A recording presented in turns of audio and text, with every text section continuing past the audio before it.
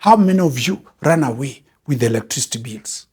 How many run away with the water bills? How many run away with security bills?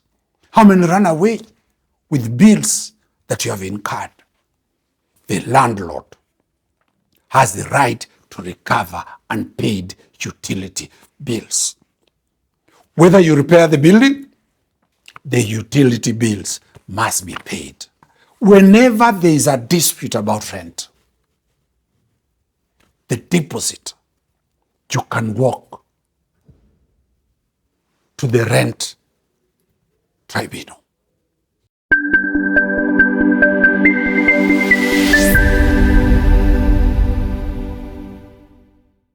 Welcome to Court Helicopter Explainer. On our issue about land and rent, the diaspora people, listen to this episode properly.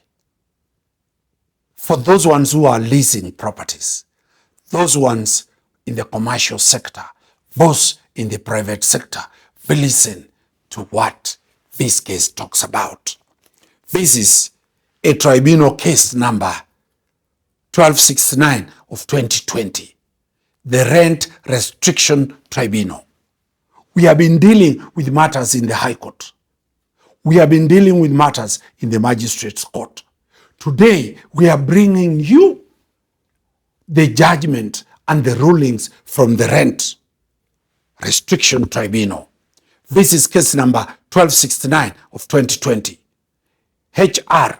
Coril, the chair. This is a matter of November 30th, 2023.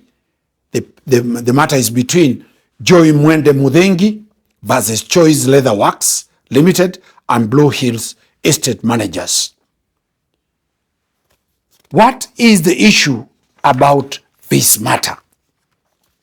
The question here is on whether the plaintiff tenant is entitled to a refund of her deposit. If so, how much? The rent security deposit, the judge, the chair of the tribunal says, the rent security deposit is intended to ensure that in the event the tenant fails in his or her obligation under tenancy or lease agreement, the same is applied to do so. This is the principle the judge, the chair of the tribunal is saying, that the deposit is intended to be held and to be utilized upon the tenant failing to restore the leased premises back to where it was. In paragraph 29, what does the tribunal say? It is whether the defendant should refund the plaintiff's rent deposit. I repeat, on the issue of rent deposit, I need to clarify that the rent security deposit is intended to ensure that in the event the tenant fails or in his or her tenancy obligations under the tenancy or lease agreement, the same is applied to do so.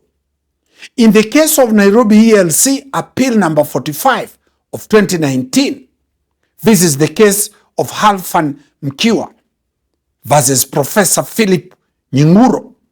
It was stated as follows. Rent deposits are ordinarily paid as a security of the landlord to be used in the case of arrears or for repairs for damages to the premises. It is usually refundable provided the tenant settles all the outstanding bills, rent arrears, and leaves the premise in the condition it was in the time he moved in. In paragraph 30, it says, if the threshold set in the above case is what to go by, then we should proceed accordingly. It is not contested that the plaintiff paid a rent security deposit of Kenya shillings 100,000 while moving into the premise. It was not also contested that the plaintiff was not in any rent arrears at the time of vacating.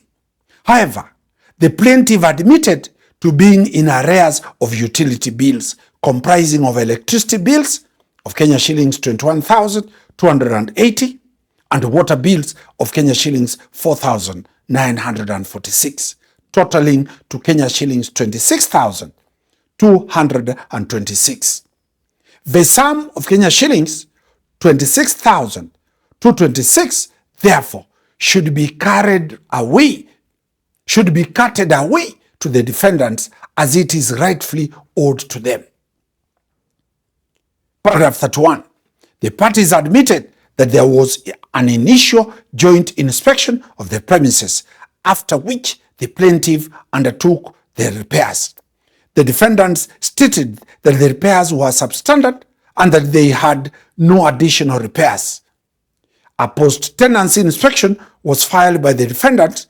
The report was never challenged by the plaintiff. I have perused the report, and none of the items needed repair listed was as a result of a fair wear and tear. I therefore find that the defendants were justified to deduct the amounts sought. What is the determination? In the premises, I make the following final orders in respect of this suit. The defendant shall refund the undisputed amount of Kenya shillings 42,324. 2. And the defendant shall bear the costs of this suit. This is judgment delivered 30th day of November 2023 in open court, signed by the chairman, Rent Restriction Tribunal, Nairobi, Hilary Koril. What are the lessons in this matter? The lessons in this matter: whenever there is a dispute about rent, the deposit, you can walk to the rent tribunal. 2, the law is settled. The purpose of a deposit is to ensure the bills are paid. How many of you run away with the electricity bills? How many run away with the water bills? How many run away with security bills? How many run away with bills that you have incurred? The landlord has the right to recover unpaid utility bills. Whether you repair the building, the utility bills must be paid. Bramwell had to go to look this from the rent tribunal. We appreciate his industry, and now we have told it to you as it is.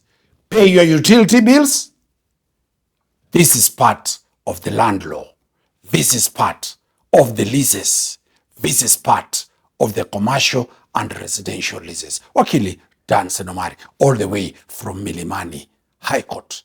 We bring it to you as it is.